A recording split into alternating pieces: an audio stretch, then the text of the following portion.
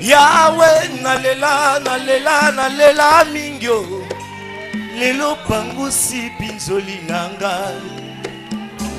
Toi qui fais de bonnes choses en son temps. Ses contemporains avaient même voulu le lapider. Quand il a dit qu'avant qu'Abraham ne soit, moi je suis. Parce que Jésus a vécu même avant les temps. Avant que les temps ne soient les temps, Jésus-Christ avait déjà vécu.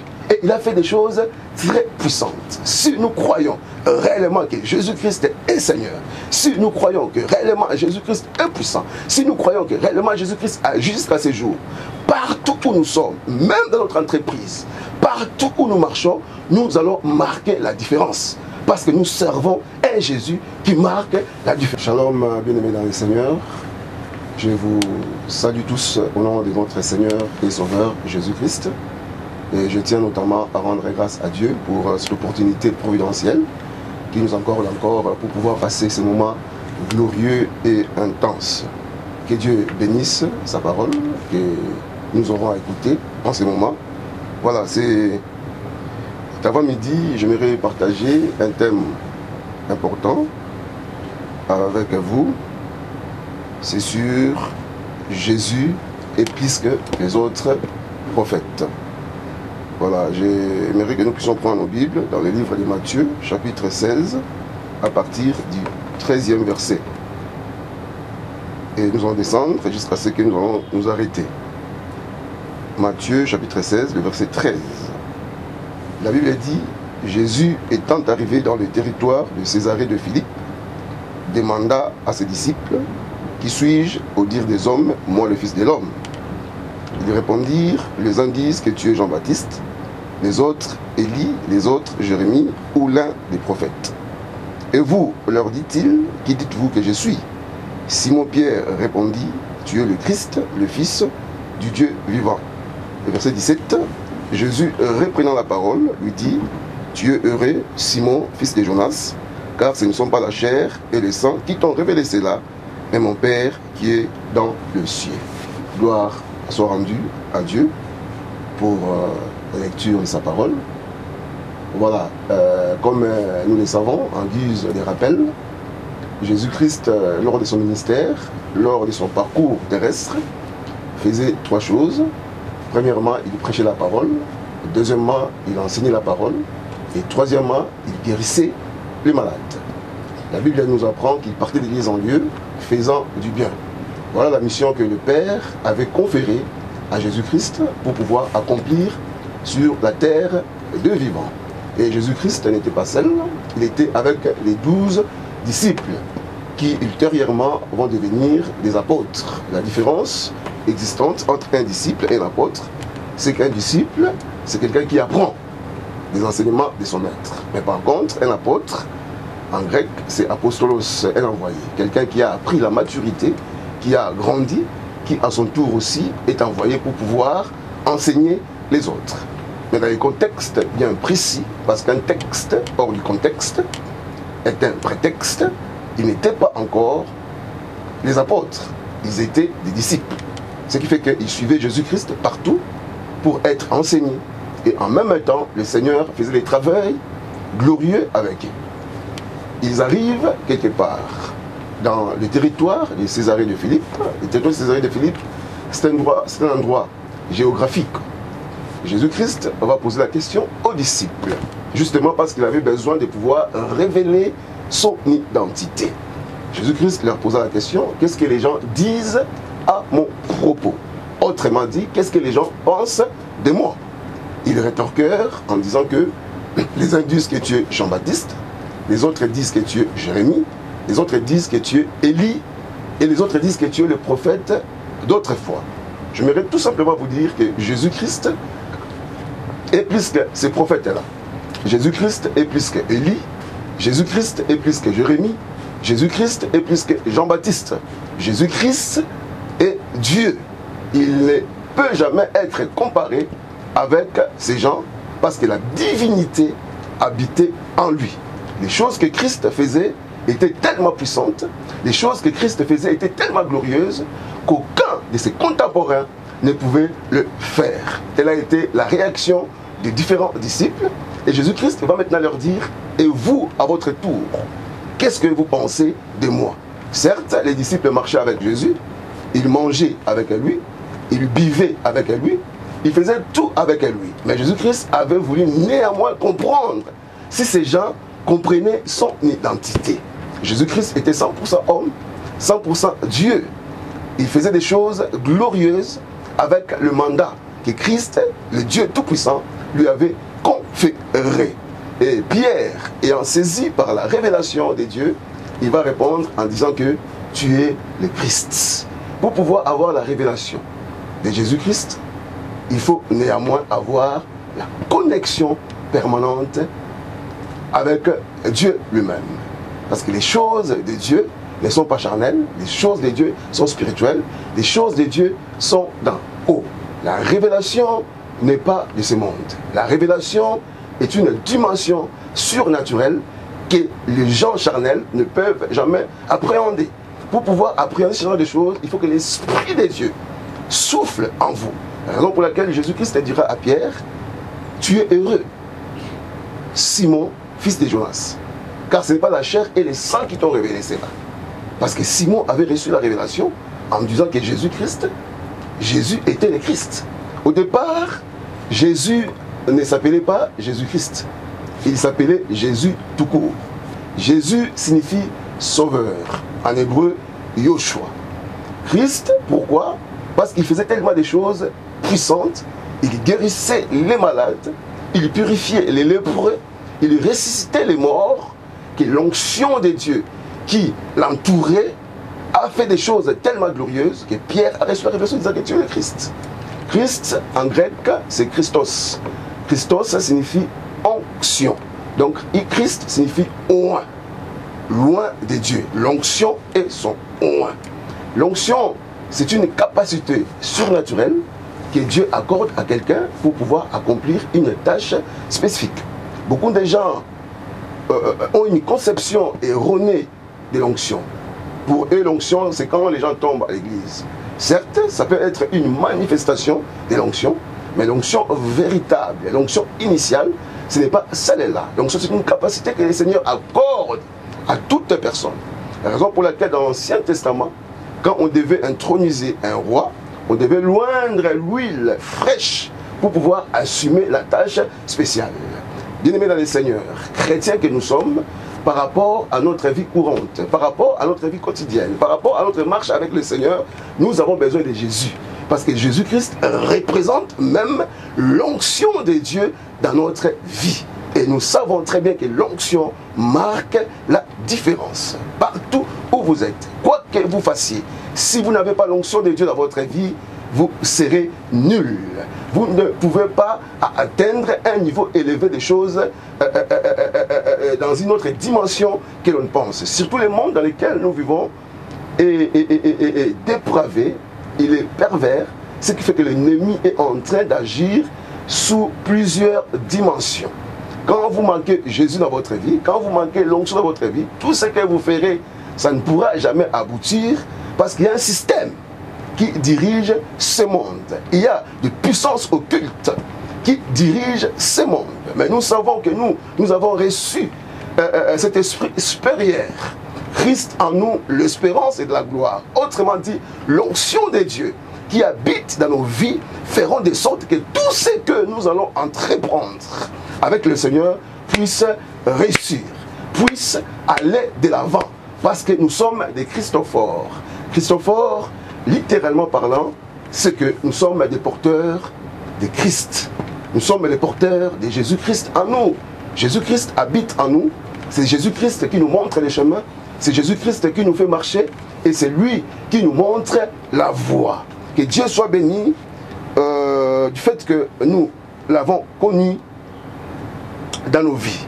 Gloire soit rendue au Seigneur. Simon-Pierre répondit, tu es le Christ, le Fils du Dieu vivant. Jésus reprenant la parole lui dit, le verset 17, tu es heureux Simon, fils de Jonas, car ce ne sont pas la chair et le sang qui t'ont révélé cela, mais c'est mon Père qui est dans les cieux.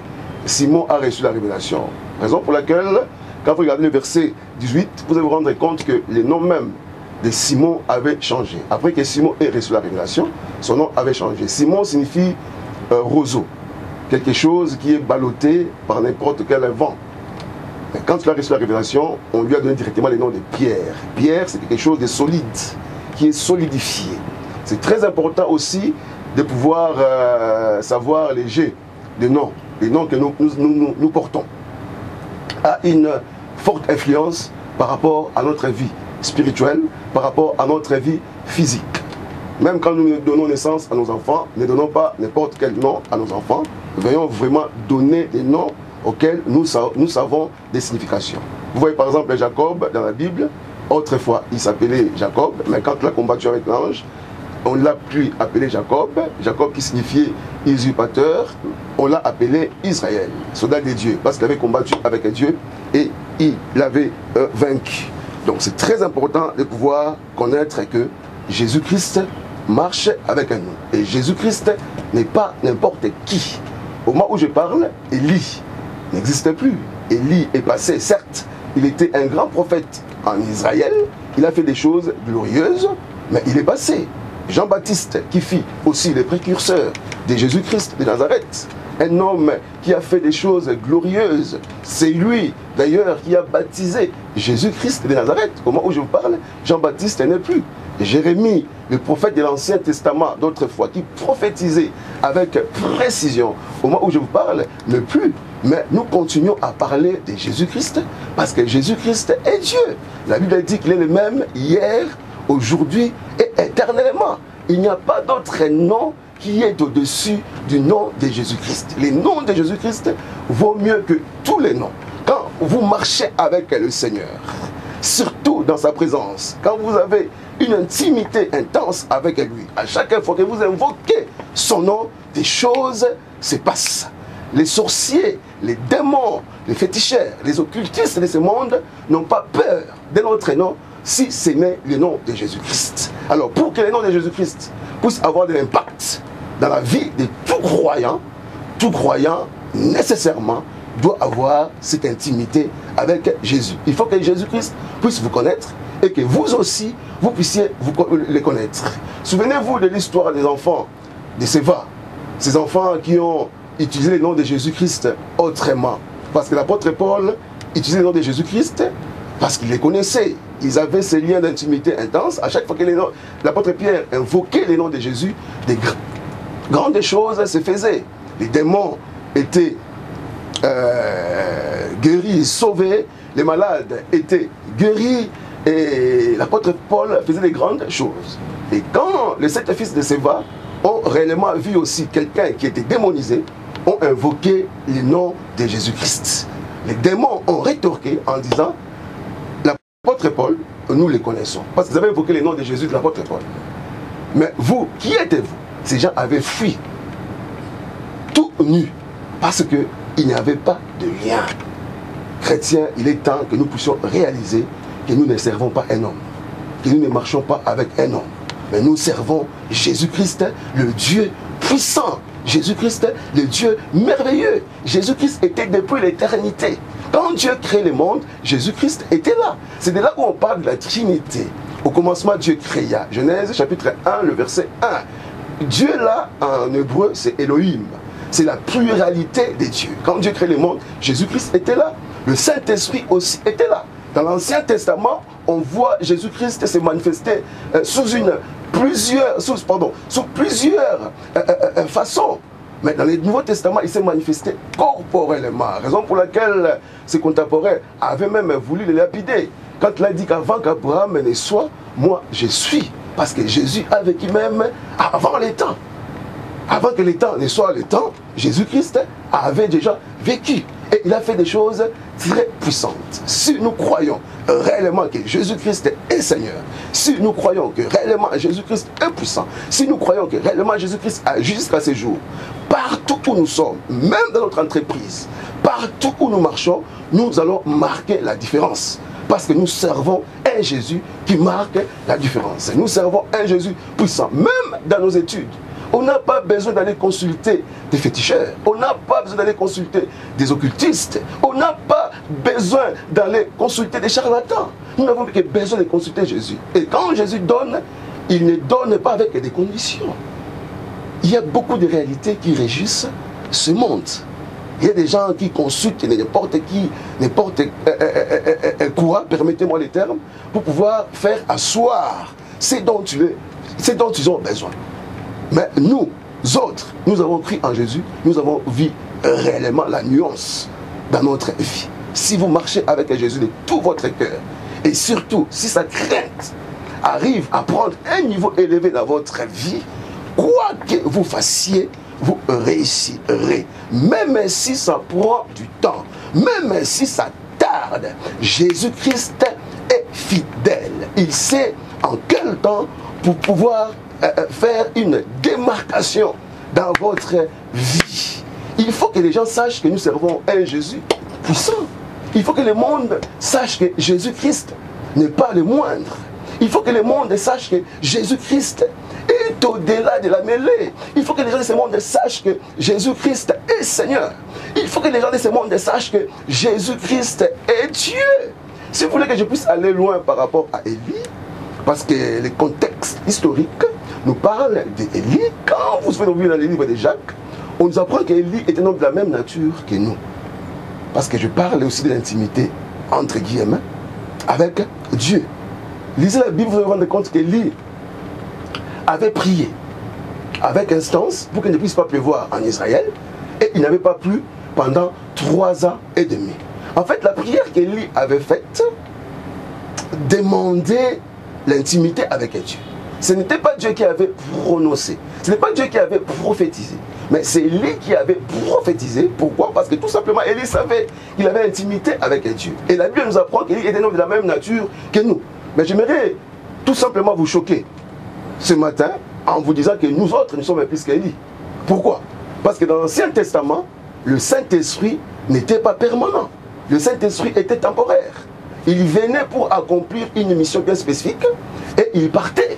Et dans le Nouveau Testament, nous autres, nous avons le Saint-Esprit. Quand nous dormons avec le Saint-Esprit. Quand on se réveille avec le Saint-Esprit. Si Élie avait prié avec instance pour qu'il ne puisse pas pleuvoir, à combien plus forte raison nous autres aussi? Quand nous prions, nous ne voyons rien, tout simplement parce que nous bannissons le nom de Jésus. J'aimerais que nous puissions savoir que Jésus-Christ est puissant. Quand on invoque son nom, quelle que soit sa maladie, quels que soient ses problèmes, quel que soit tout ce que nous sommes en train d'endurer, Jésus est capable de pouvoir agir.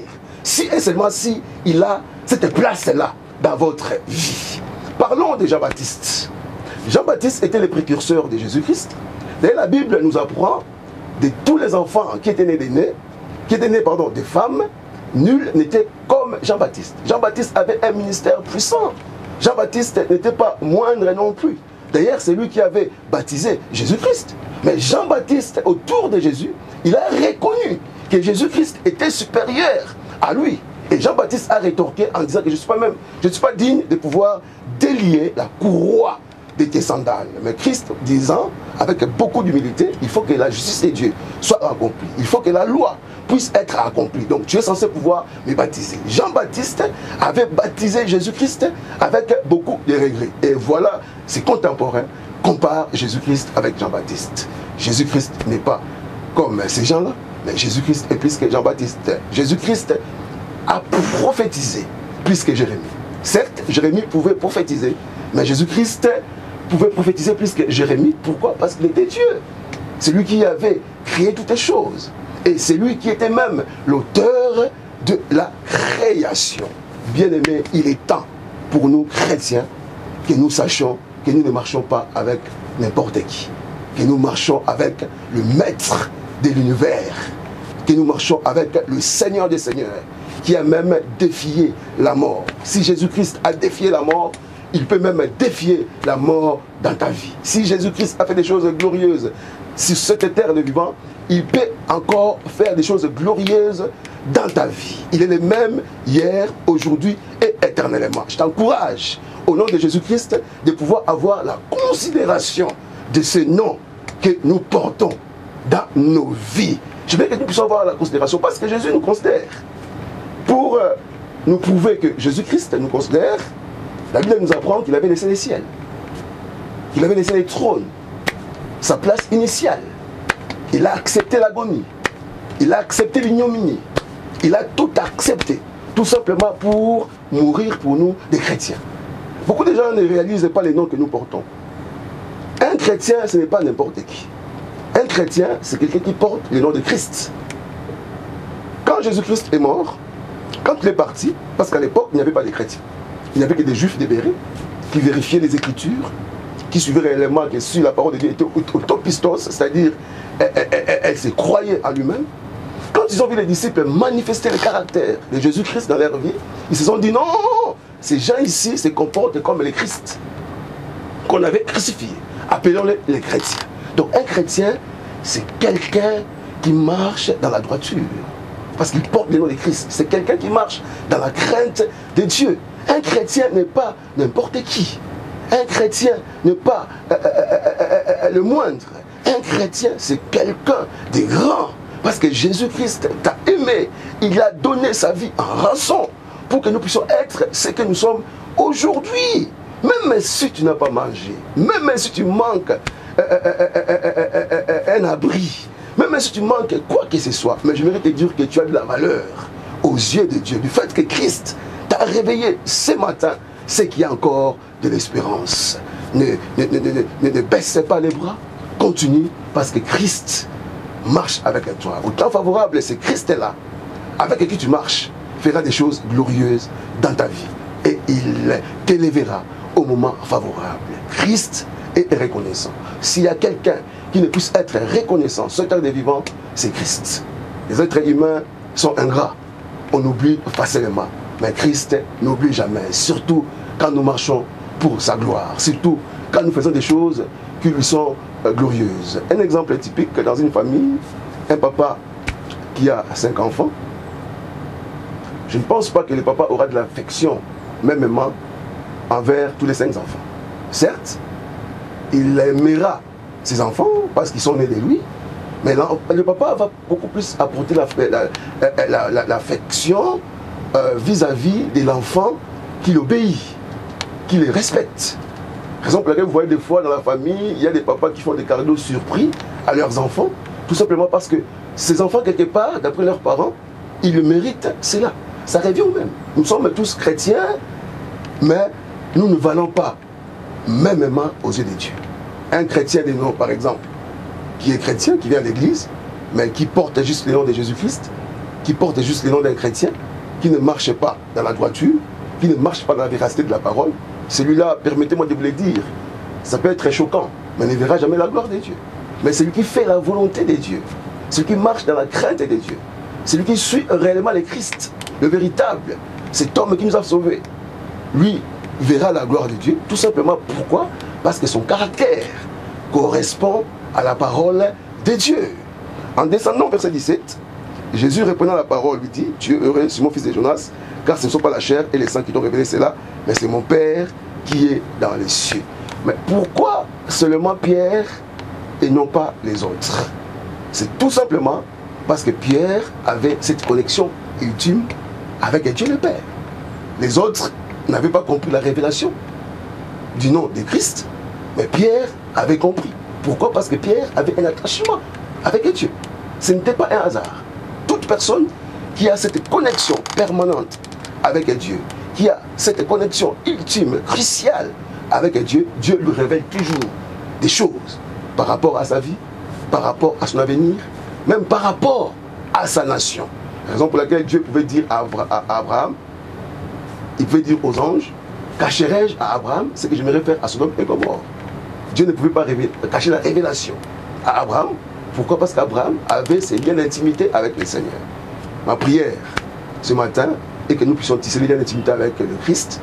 Si réellement nous le faisons, c'est ainsi que nous verrons la gloire de Dieu. Retenez mes choses, que Jésus-Christ n'est pas le moindre.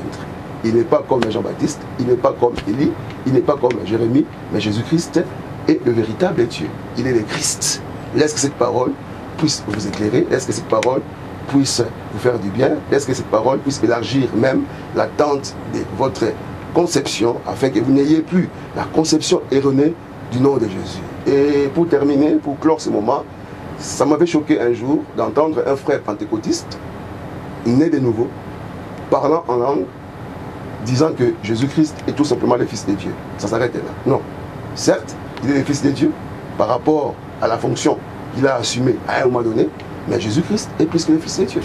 Il est Dieu et il le restera. Que l'onction du Saint-Esprit puisse vous illuminer. Que l'onction du Saint-Esprit puisse vous éclairer au nom de Jésus-Christ. C'était votre humble serviteur, le pasteur Dadi Mayassi de Belgique. Mes 2 numéros vont dérouler devant vos ordinateurs. Si vous avez des questions, vous pouvez toujours m'appeler et je vais répondre à vos questions. Que le Seigneur bénisse abondamment. Yahweh nalela nalela nalela mingyo lelo pangusi pinzoli nanga. Toi qui fais de bonnes choses en son temps. Ses contemporains avaient même voulu le lapider.